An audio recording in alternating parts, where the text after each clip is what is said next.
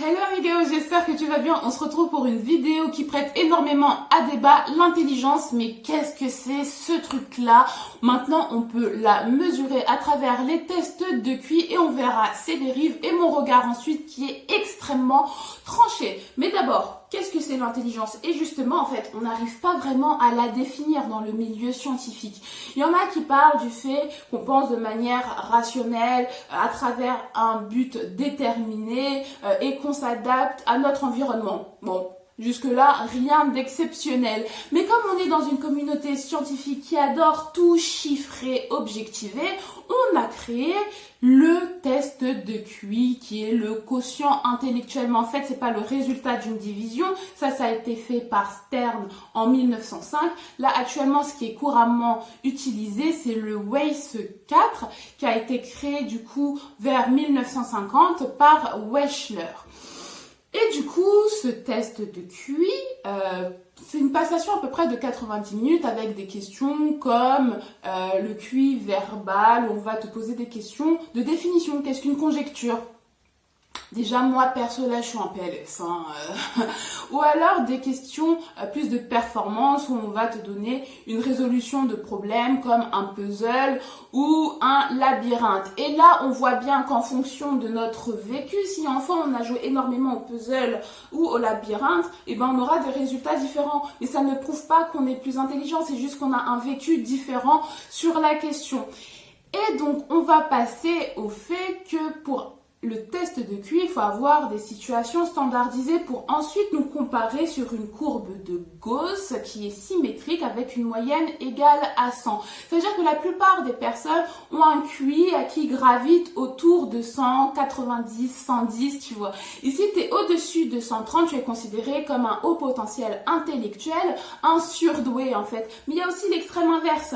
En dessous de 70, on est considéré comme sous-doué. Mais à une certaine époque, on parlait même de stupidité. Et là, on voit bien du coup les dérives d'avoir un chiffre pour l'intelligence. Parce qu'il y a une stigmatisation derrière. Mais aussi pour les surdoués, il y a une sorte de stigmatisation. Mais c'est plus de la fascination. Notamment, tu sais, avec l'art comme Matilda de Roald Dahl ou la série américaine Malcolm. Si t'en vois d'autres, d'ailleurs, tu peux me mettre en commentaire. Mais enfin voilà, il y a vraiment aussi cette fascination, mais les dérives qui peuvent en découler, comme le fait qu'il y a par exemple une banque de sperme qui a vu le jour, qui prenait des personnes qui avaient uniquement un QI supérieur à 130. Depuis, cette banque de sperme a été fermée, mais il y a toutes les dérives eugénistes, racialistes, parce que du coup on disait mais oui mais en fait en fonction de la catégorie ethnique on a observé qu'il y avait des résultats d'intelligence différents et donc il y a toutes ces dérives potentielles. Mais les plus grandes difficultés et les sonnettes d'alarme qu'on peut avoir, c'est sur la passation grand public de ce test d'intelligence. Parce qu'à la base, c'était vraiment pour des contextes professionnels spécifiques ou alors des contextes médicaux. Parce qu'il y a un lien avec certaines pathologies psychiatriques, psychologiques. Mais le fait que Dupont puissent faire ce test-là et ensuite réduire leur intelligence à un chiffre, c'est là où ça pose problème. Parce que du coup, maintenant, c'est très courant, c'est couramment utilisé, les tests de QI. Et en fonction des psychologues, on peut avoir des résultats différents. C'est pour ça qu'il y a énormément de personnes qui disent mais attention, en fait, en fonction des personnes, de la passation, on peut avoir des résultats différents. Aussi, une personne, si la veille, tu as fait une méga fête, tu auras des résultats différents que si ce matin, voilà, c'est ensoleillé, tu as la vitamine D, etc. Et tu passes ce test, tu auras des résultats différents. Donc en fait, tout ça pour dire que tout test en psychologie, en sciences humaines, il y a tellement de variables que c'est à prendre avec des pincettes. Mais justement, en fait, ce test grand public, on s'arrête sur 2 ou 1 chiffre qui parle en plus de notre intelligence. C'est pas rien quand même. C'est pas comme un test de personnalité ou quelque chose d'autre, c'est vraiment l'intelligence. Et il y a beaucoup de personnes qui s'arrêtent à ce chiffre-là.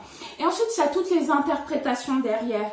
Ah oui, HP au potentiel intellectuel égale hypersensibilité. la sensibilité quand même, enfin, est-ce que c'est spécifique à l'intelligence?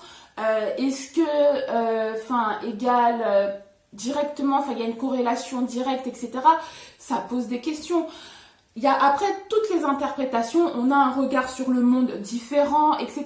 Mais il ne faut pas oublier que ça, ce sont des interprétations.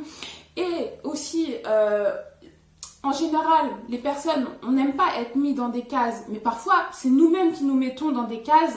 Ah oui, mais en fait, j'ai fait ce test de QI, j'ai plus de 130, je suis au potentiel, donc je comprends maintenant pourquoi je suis hypersensible, etc. Mais faut savoir qu'on choisit aussi les exemples dans la littérature et aussi dans les grandes personnes qui ont fait par exemple des découvertes scientifiques. On a découvert qu'ils étaient au potentiel comme Einstein, tu vois, genre plus de 140 au niveau du QI. Ok, ça c'est l'exemple, mais Kemper, qui est un grand tueur en série américain qui a d'ailleurs inspiré Manhunter, si tu as vu la série, tu sais, c'est le grand acteur, plus de 2 mètres, etc., qui joue du coup ce tueur en série, qui lui aussi a un QI de plus de 140. Donc en fait, dire que HP au potentiel égale hypersensibilité, non, c'est plus une question de personnalité. L'hypersensibilité, le fait d'avoir un regard sur le monde différent, d'être plus résilient, c'est tout ce que j'entends quand j'entends parler du coup des personnes au potentiel. En fait, c'est plus des questions de personnalité.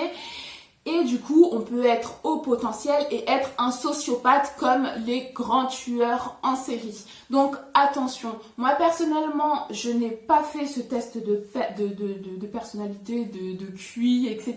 Ça ne m'intéresse pas déjà, c'est extrêmement cher et il y a un grand business derrière, plus de 200 €. Des psychologues vraiment qui montent des affaires spécifiques au QI parce que c'est des retombées économiques derrière qui sont extrêmement grandes. Donc attention. Et ensuite, je me suis dit que j'ai 130 ou 90, qu'est-ce que ça va changer à ma vie? Je vais toujours continuer à faire mes vidéos YouTube, je vais toujours continuer à faire ma thèse. Donc en fait, c'est juste pour me mettre dans une case et je n'ai pas besoin de savoir, enfin, je sais que j'ai des capacités pour faire 2-3 trucs, la cuisine, faire ma thèse et regarder Netflix et ça me va en fait. Pourquoi ce besoin de tout objectiver, de tout chiffrer? Et en plus là, on rentre sur des sujets qui sont quand même assez spécifiques. L'amour, l'intelligence, pour moi, ce sont des choses qu'on n'a pas besoin de chiffres, on les ressent. Et aussi, on peut être intelligent, comme du coup Einstein, mais aussi ce tueur en série. Mais le plus important, ce n'est pas le chiffre ou le fait d'être intelligent, mais comment on utilise cette intelligence au quotidien. Je te laisse sur cette pensée extrêmement philosophique. Est-ce le chiffre qui est important ou comment on utilise notre intelligence au quotidien? Et sur ce, Amigao, dis-moi toi, qu'est-ce que tu en penses de ce sujet-là? On se retrouve en commentaire et salut!